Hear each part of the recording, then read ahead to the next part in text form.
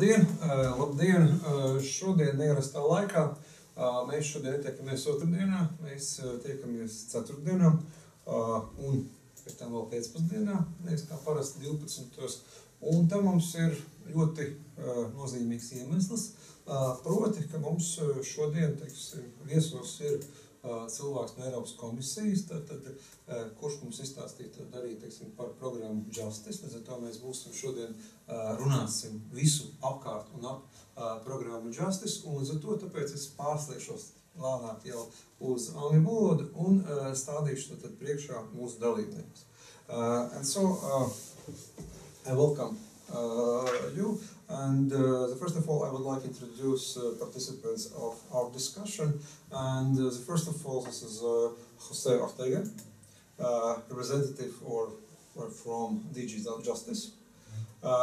Also, Dace Freimane, the director of department, I don't know. Of projects. Of projects. Just simply.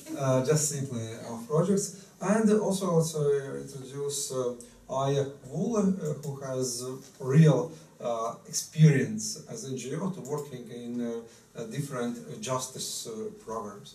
And first of all, I would like to ask Jose, could you, let's say, give the overview about the DG Justice and about these two directions, about the justice program and about the rights, equality and citizenship program? Let's say, give some overview about these programs. Well, thank you very much for your welcome. Well, just to say that as from this year, 2014, and until 2020, we are going to run two funding programs, which are Rights, Equality and Citizenship and Justice Program. The first one has allocated around 440 million euros. The second one, Justice Program, around almost 378 million euros. This is for the 7 years. Implementation of this program, could be very interesting for our people organizations who are listening to us at the moment. You have to go to our website to see our annual work programs for 2014, and there you will see the different financial opportunities we have. Basically, for NGOs, we have action grants. We have as well operating grants. They are, let's say, they are more dedicated to NGO networks at the European level. So maybe not that easy to be eligible to these operating grants, but basically action grants. I invite you all NGOs to look at our website to see the forecast, the future publication of calls. As well there they have the possibility to ask some questions and doubts. They have both for the new programs and even for the new calls. Mm-hmm. And could you, let's say, a little bit evaluate, let's say, these two programs for this time framework, comparing with 2007, 2013? What kind of changes? What is new? What is yeah? It's a very good question. Yeah, it's yeah. The first thing you realize now, you were used to have 6 different funding programs. You see now only 2. You can think first feelings like something is missing. Yeah, of course, there's something missing. Yes. What's happened? Well, at the end of the day, I have to tell you that differences are not so big. The most important thing are that the new 2 programs are organized by specific objectives, 9 under the RED program, 4 under the Justice program, and all these specific objectives are covering former programs. Just to give you an example. Okay, now maybe what I would like to ask you a little bit, let's say, tell about each of objectives, because you just mentioned about, let's say, that there are 4 objectives under the justice umbrella and about the 9 objectives under, let's say, this other umbrella. And of course, it could be very interesting if it's possible, let's say, to give very, very short, let's say, description about, let's say, each of these objectives, because it's also will be very helpful if it's possible. Not just in case, but let's say all. Okay. Well, again, you are going to have all details in Yeah. our website. It's very important to say to our audience that they have the possibility to check them our programs. Even the programs for the 7 years, they can check in our website. But I will try to give you this specific objective by program. Well, if we take first the REC program, Right, Equality and Citizenship, we have under this program 9 specific objectives. One is to promote non-discrimination, to promote as well gender equality. We are defending rights of people with disabilities. Another specific objective is combat racism, xenophobia and homophobia. These 4 specific objectives are under the same budget line. It's not important for our audience, but internally it's important because it gives us some flexibility we didn't have with the former programs. The remaining 5 objectives, specific objectives under REC program, are prevent violence against children, young people, women. Sounds familiar for our audience, and I guess for you is the former Daphne program, as well to promote the right of the child, to promote a high level of data protection within the Union, as well to strengthen the right for being a European citizenship, and last but not least to defend the right for consumer rights around Europe. Yeah. These are the 9 objectives under the REC program. If we go to the Justice program, we find 4 specific objectives, namely to promote judicial cooperation, civil matter, criminal matters, to promote access to justice, including e-justice as well, to promote training. The last one, the 4th one, is to deal with drugs in these projects regarding judicial cooperation, because we have other programs in other DGs dealing with drugs as well. Be the example of the DG in the health family, in the health DG, we have as well a program dealing with drugs. And I also would like to ask Dace, how do you see the Latvian possibilities to take part in these programs, and how active we was in the previous time framework with this direction? Thank you. At first, I would like to thank you for the opportunity to be here and for having us Welcome. here. So thank you very much for that. Yeah. Before I take your question, I would like to explain the role of Ministry of Justice. Why are we here? Why? Because those previously mentioned programs, I would like to stress that those previously mentioned programs, 2 programs, are directly managed programs by the European Commission. Yes. And this is a very important thing, that Ministry of Justice acts currently like a main info contact point in Latvia. This is one job, if I may put like that we are doing.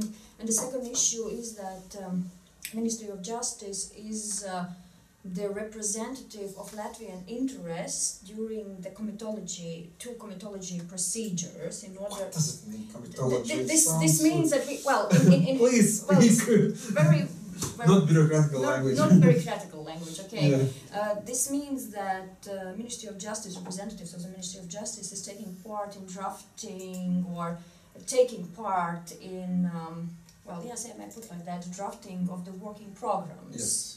And during this period, of course, the draft is developed and elaborated by the European Commission, but each and every EU member state who are eligible for participation in those programs would take part in the meetings where we can express our thoughts, how the money should be spent, of course, in the framework of the regulations, of course. But anyway, we can speak loudly about our needs, about the target groups, and that's why the Ministry of Justice is there and why we are here. If we are speaking about the the opportunities and our previous experience, I know that my colleague from the European Commission do have exact data on our success rate, and actually we are somewhere in actually as a force runners, one of them. And if we are speaking about the Ministry of Justice, I can say that like a public institution, Yes. then we were very active actually in participation in the action grants. And actually we started very early in 2005 when we just joined the EU, and we started like a partners in the project, and from the 2007 we are taking active part in the implementation of the projects, and currently we have 7 projects implemented. And in total more than 1 million euros we have attracted for our projects in order to strengthen our capacity. Well, but maybe if we would like to have details and data on statistical data on our participation, I may ask Jose to explain our success rate. Oh yes, it is so very interesting. Yeah. Yes, just to compare. Yeah, just to compare. Yeah, especially with our neighbors, Estonia and Lithuania. Well, let me first get back to what you said. It's true in the implementation of the programs, of the 2 programs nowadays, the member states have participating countries. Let's say that they have a lot to say, because we need their approval, their green light to publish, to approve the annual program. Yeah. We give at the end of the day the different possibilities to NGOs. Stakeholders, we address our instruments to apply. So if they don't give us this green light, and before this green light there is a lot of communication with them, we cannot publish. We have not any annual program already approved. Regarding statistics, well, my surprise, when I was preparing this presentation I have today in the EU representation, thanks to Ministry of Justice, we realized that during we have data for the last 3 years, 2011, 12 and 13, still with the former programs. But I have to say that you were very active, Latvian organization, they were very active participating in our calls.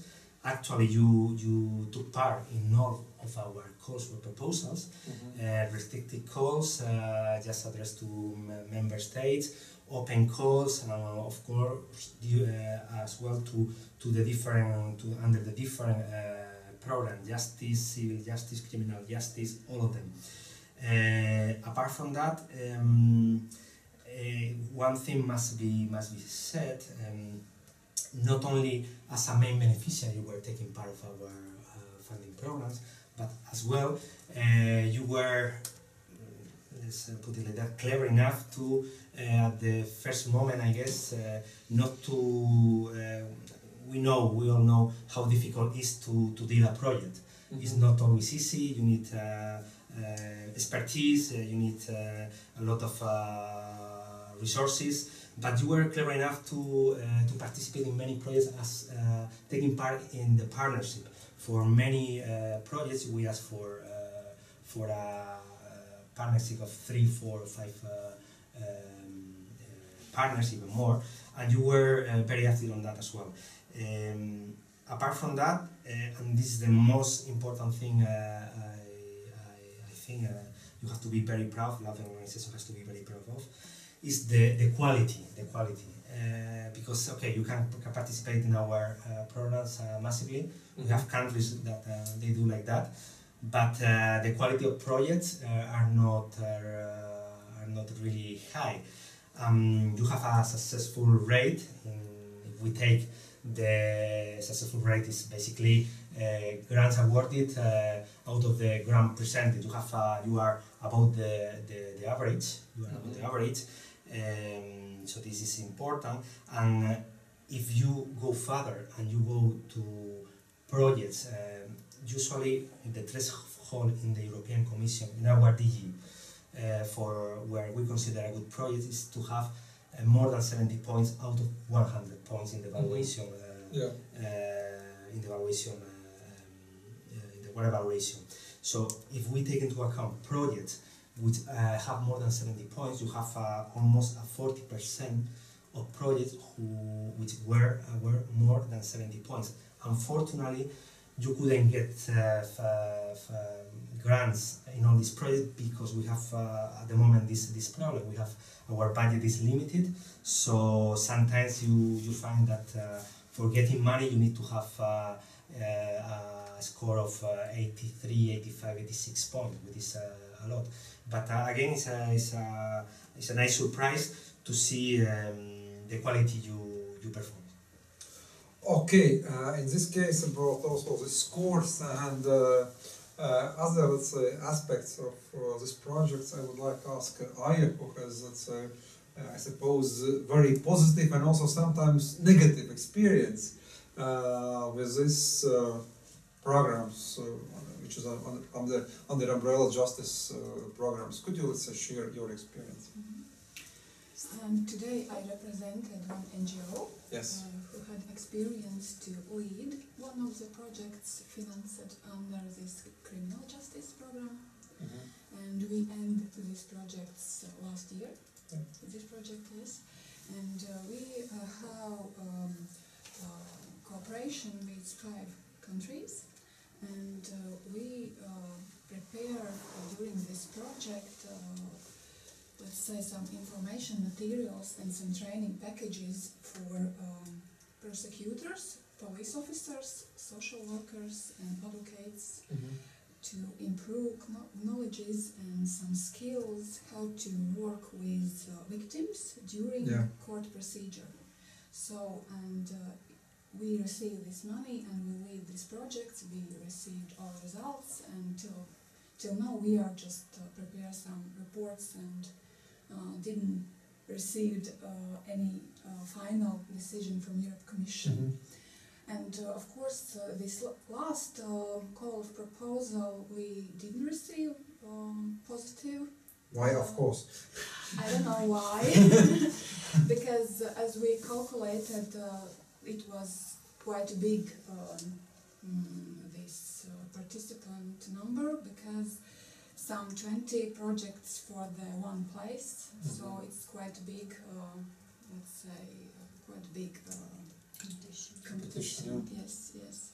So, but we try to prepare for the future proposals, some projects, and we think that we are still active and we have capacity. We are so quite big organization that we can lead as well as be as partners. So in Latvia it is possible not to be as partners but to lead these projects too.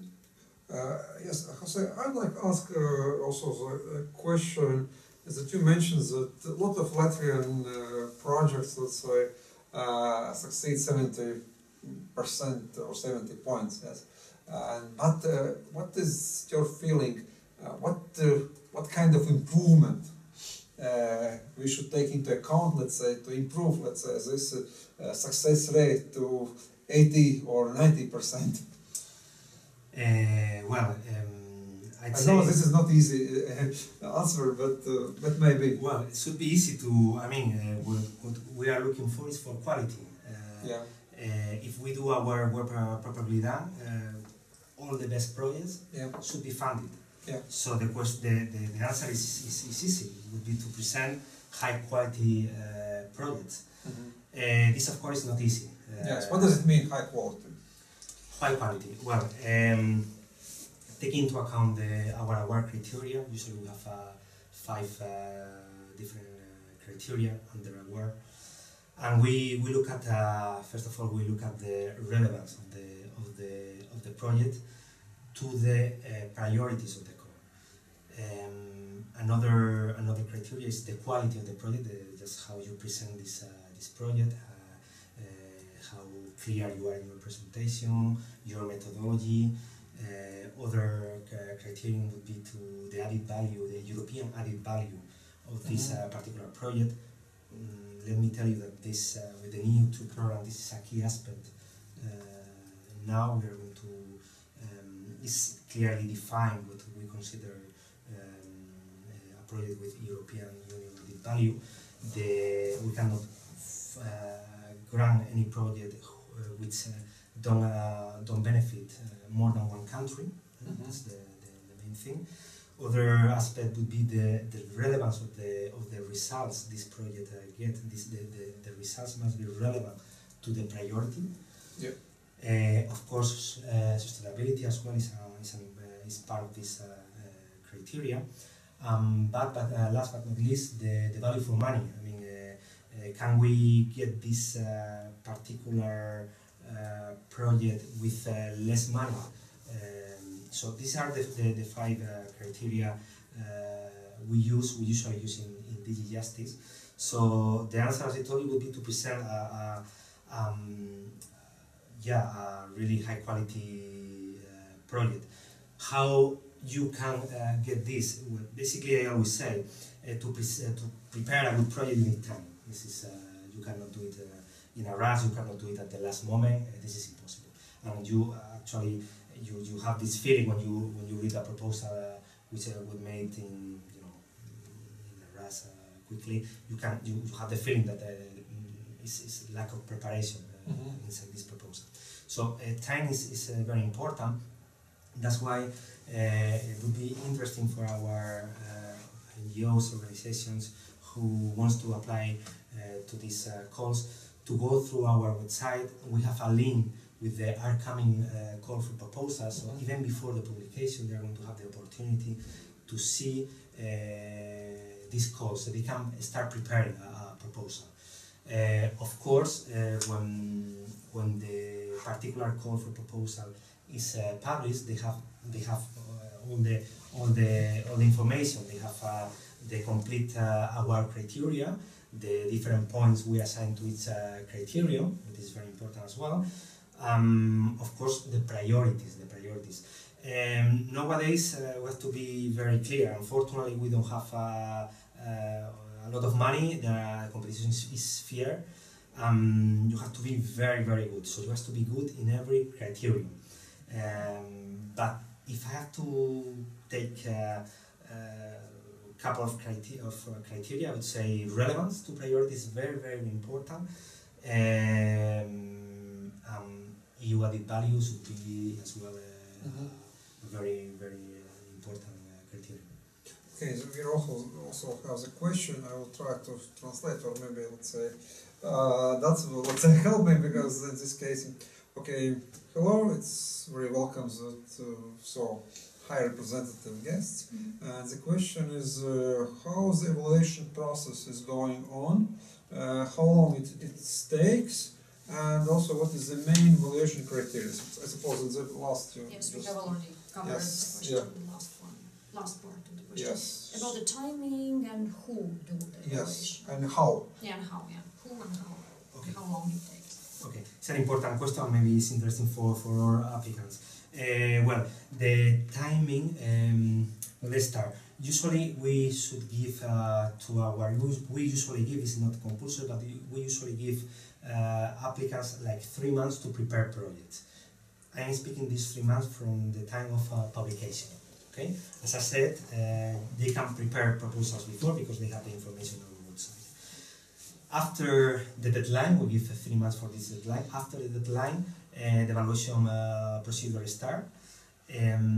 Apart from the last award evaluation, which is done using these 5 criteria, before we have to check that all proposals comply with the formalities. Formalities could be like to submit your proposal in time, just before the deadline, to be eligible to these particular proposals, because the eligibility of every call for proposals vary. For instance, some call for proposals are restricted to member states, so not no NGOs cannot apply. Things like that. So once this is the one we checks all these aspects, then the proposal goes to the award evaluation. We haven't to. It seems important not to forget that the selection criteria as well. Before the award evaluation, all applicants and beneficiaries must prove that they have the operational and financial capacity to implement the project they suggest. What does it mean, operational and financial capacity? In this case, especially I suppose this time framework is a little bit different. Well, yes, tractation of this. Yes, maybe also you should also cover this issue if it's possible. the good thing is it's not something new. This comes from former programs. Operational and financial capacity. If I'm an NGO right on the child, I just taking care of right on the child, I have to prove that I'm working on in this field. So I have the operational capacity to implement the particular specific project I am presenting to the European Commission. Financial capacity, we have to take care of the money of we manage. It's not our money. So let's say we have to be careful with CSR rates because usually what we do pre-financing, which means that we pay usually it's an 80% of the value of the project in advance. Oh, advance payment. Yeah. It's very important for NGOs because unfortunately they don't have many of them. They don't have the funds to start working in their projects. So we give this money in advance. So we in a way have to be sure. We have to be sure from the European Commission that we don't give this money to everyone. We have to give the money to people who can prove that they are not going to stop their activities after 2 months, and they are going to manage this project in the best way possible. So this is basically financial capacity. So yeah, when they pass this selection criteria, operational financial capacity, we are going just to check to evaluate their projects and the work criteria I mentioned before.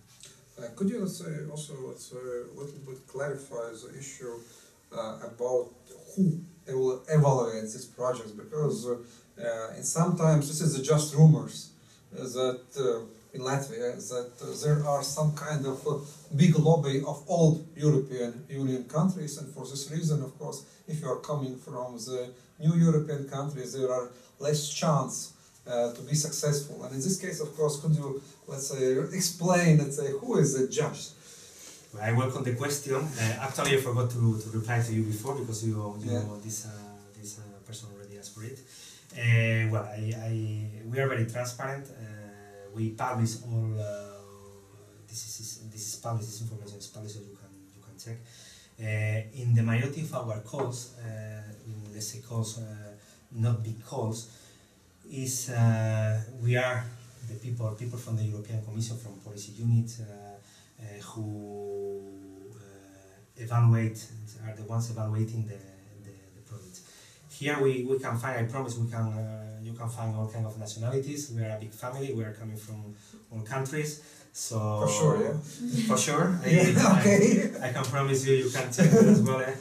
This data I'm not telling you wrong information. So the majority of the times is our job to evaluate these proposals.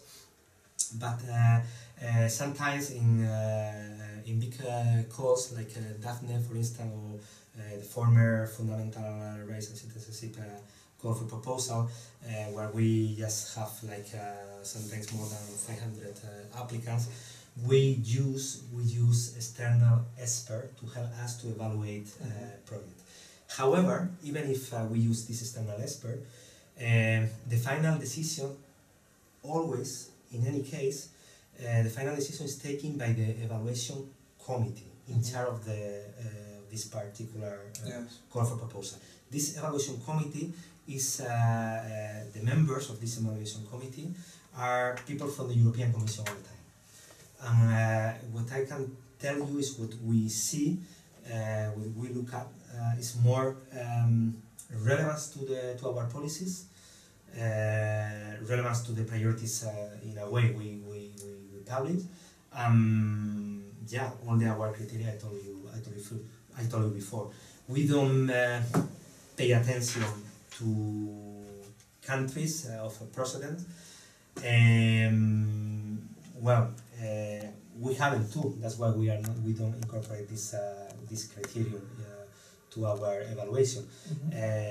We just want to see the best project awarded. For us, the final the success of our job when you are evaluating a lot of proposals is to see that the best project were on board. And you see this sometimes after the implementation of the project. Sometimes we do mistakes because we see that a project that we thought were going to be super interesting at the end of the day are not. Sometimes we get surprised when in the evaluation committee there are some doubts on some projects, and you see after the implementation that the project was really good and helped to the policy in particular. So you never know. Okay. In this case, I would also ask again the Aya, because you have real experience, and could you compare? It will be maybe interesting also for Latvian NGOs. A little bit compare, let's say, this project, let's say, preparation of the project, also managing of the project, with maybe local NGO projects. How easy or how not easy, let's say, to do this? I would like to say that it's not easier than national projects, because in these projects you have to include some partners from other countries, and you have to all the time make conversation and keep contacts with partners to receive documents, to receive information, to receive some, some data from these countries for the preparation of the proposal. Because if you are going to prepare a project under national project proposal, you know this information about your country, and actually you can find all data and all information by yourself. But in these European programs you have to collect and to prove this necessity for all countries that are involved in this project, as well as you have to prove this European add value. And this add value for several countries may be different. So somebody could share best practice, somebody needs this best practice, and this you have to manage all these things at least with 3 countries. So I would like to say it's a bit difficult to prepare under these programs like in national projects. Okay, and also one other question would say, what was the in last year success rate for Latvian projects? 2013. Yeah, 2013. Well, I can tell you, yes, it was 17% of the projects presented were funded. Yeah. Were funded. It doesn't mean that, as I told you before, the rate is higher if we speak about high quality projects. I would like to give another data. Maybe it's important as well as to as I said before, you are participating in our funding programs not only as main partners but as well as co-beneficiaries, what we call co-beneficiaries, members of the partnership. So if we look at last year, 2013, and we look at all the projects which we funded, I can tell you that more than 7% of the granted projects have somehow Latvian participation, either because the main beneficiary, the main applicant is Latvian, or in the majority of the cases because we find Latvian organizations in the partnership. So it's really a big percentage, it's a high percentage, more than 7% of the awarded projects in 2013 have Latvian present. Jose, I also one other question. You just mentioned that it's very important, let's say, to create very high level of quality project. And in this case, I have a question: where we could find information about these best projects? Because what I could see in your DG homepage, about information about, let's say, the Daphne project. The last update was in 2009. This is the question where I could find, let's say, this best projects information, because in this case we should, let's say, now this is the best project, and of course we should, let's say, follow. Well, we assume from here, we assume that we can do things better, and this is our intention. We are starting a new programs, so we are really committed to improve communication. For instance, is one thing we have to improve. So we are taking this very seriously. Because of that, we are updating our page more often. So having said that, just to answer your question, where you can find information to present a high quality proposal. Well, first of all, you have to see the call notice, where the priorities are well defined. So you know that you have to present a project just targeting these priorities.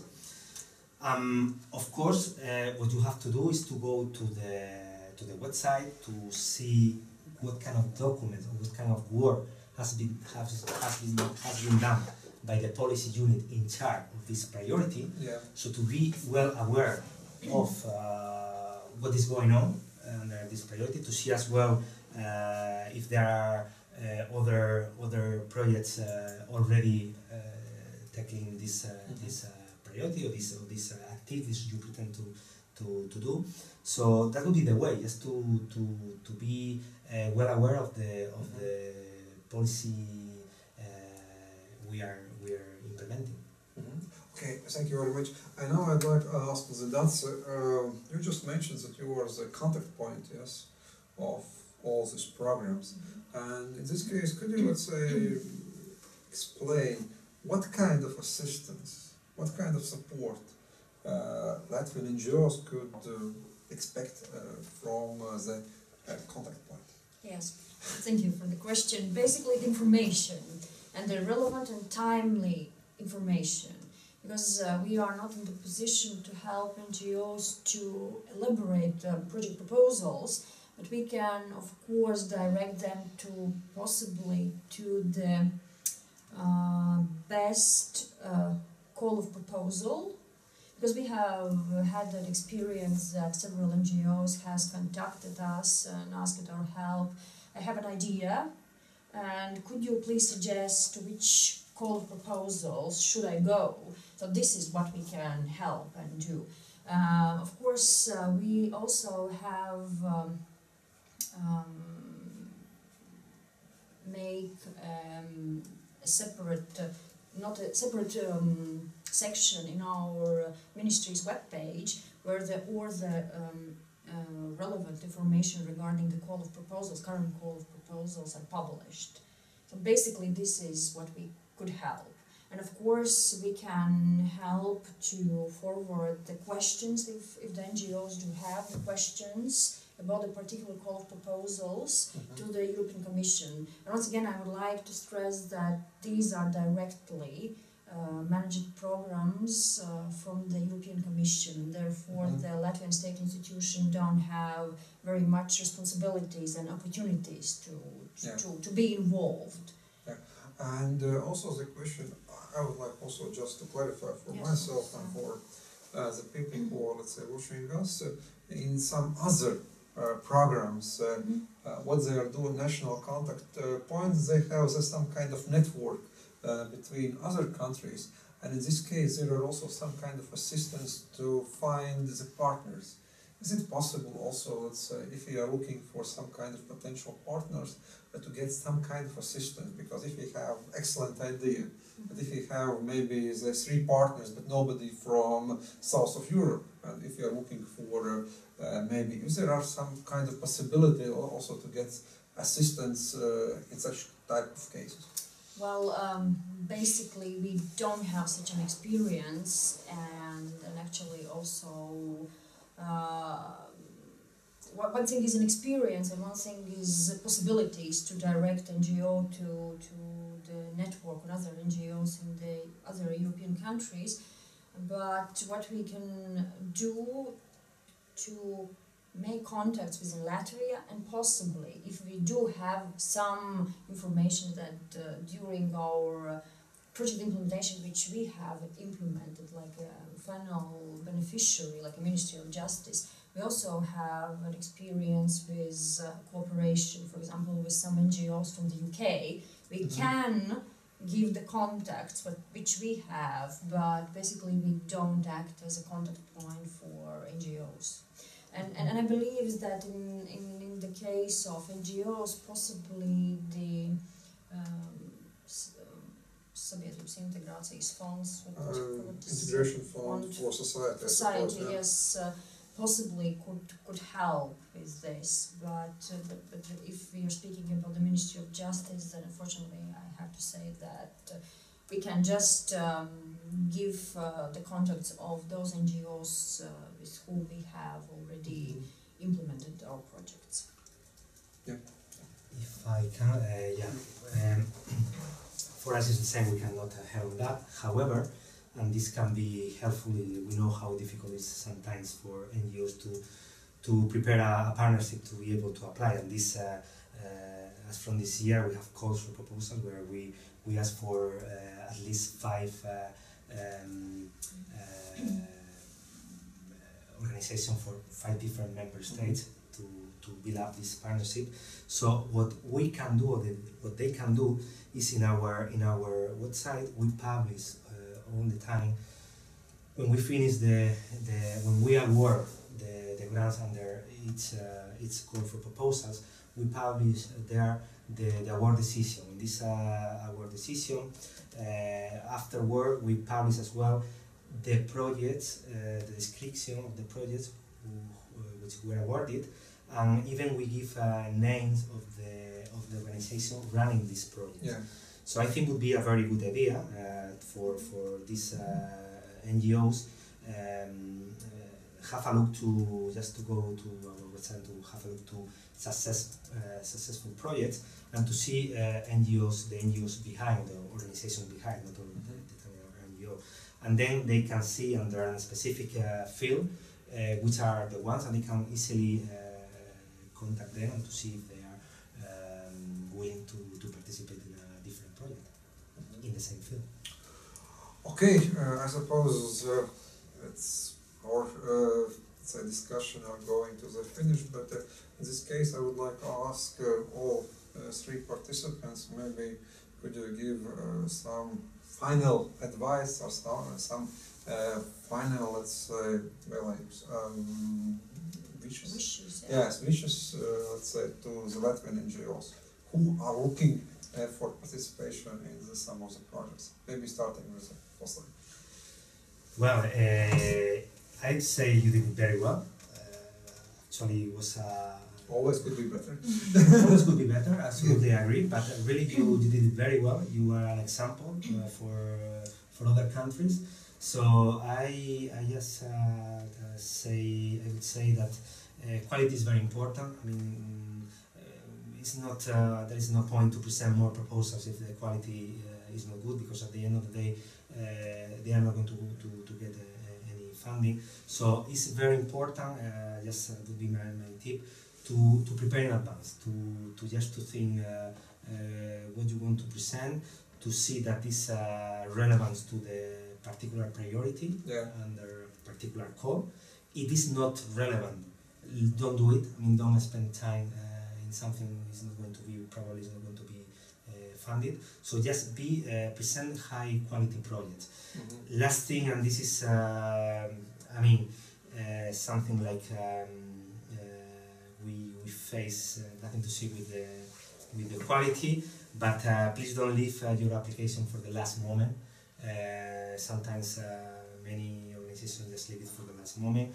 We have to use in DG Justice to apply to submit proposal. We use an IT tool called Programmas, and you have to be registered before. So please don't leave it for the last time, and please double check.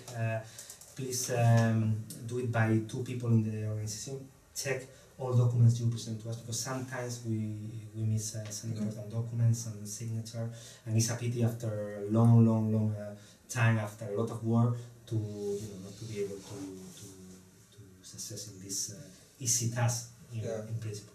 So sorry, it's not last question, because I have one other question.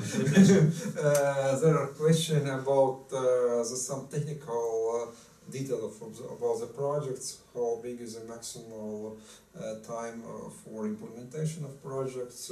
What is the minimum, maximum for budget? And what is the co-financing rate of the projects?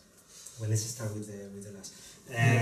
Co-financing rate of co-financing still is the same for the new programs. It's 80%. 80%. But is it possible in kind? No, we don't. It's not possible. Well, it's very important. All this information is always published in our guide for applicants. When we publish a call for proposal, we have the call notice and the guide for applicants. Please go through these two important documents. Please read it very carefully, because all the information is there.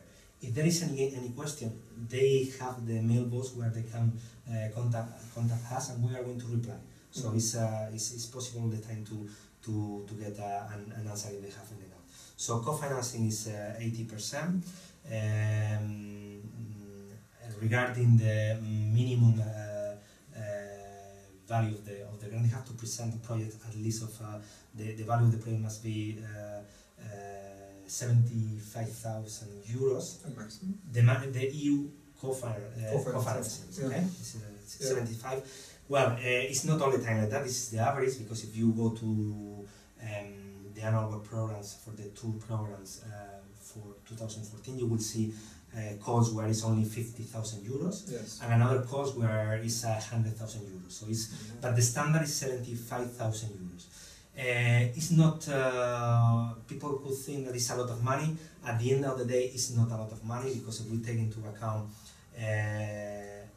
the partnership, because sometimes we ask for partnership, if we take into account the period of time the project is running, it was another question of our potential applicant. We need to know for how long. We ask for 2 years project, usually.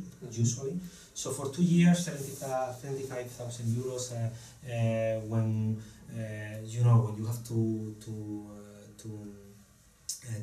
put together several organizations from different countries, is not a lot of money. Yeah. And time frame 2 years, yes. 2 years is usually is the framework. Usually, or usually. Maybe it's 3 years? No, usually we take into account is 2 years time, but as well we have call for proposals which look for only 12 months projects. But in general terms, let's say it's 24 months. Okay, and final words, that's it. Yeah, for preparation, from our experience, we do see that the first issue is clear idea. Because you need to know what you would like to achieve in the end. Jose has already mentioned one very important issue, is that you need to read the work program and guide for applicants. This is absolutely the must. And the third, this is a Bible. Absolutely, this is a Bible. And the third, and possibly one of the most important issue, don't be afraid. Be brave and participate. Of course, this is a challenging competition, but at the same time, be brave and do this. So, thank you. Your final word. I just want to say that it is possible to receive money from your commission, like Latvian NGO, as a lead partner. So, we received it. So, just as Dacia said, be brave, but if you didn't receive money for the one call, just upgrade your proposal, just look through your some criteria or some things, improve and try one more time. Because your commission all the time publish open calls of proposal, and you can try to prepare maybe this is the same idea, just a bit different under other programs. So it's just your experience, and try it, and you will be better all the time. Okay, thank you very much for discussion. Thank you very much for coming. Thank you for having Thank you us. very much.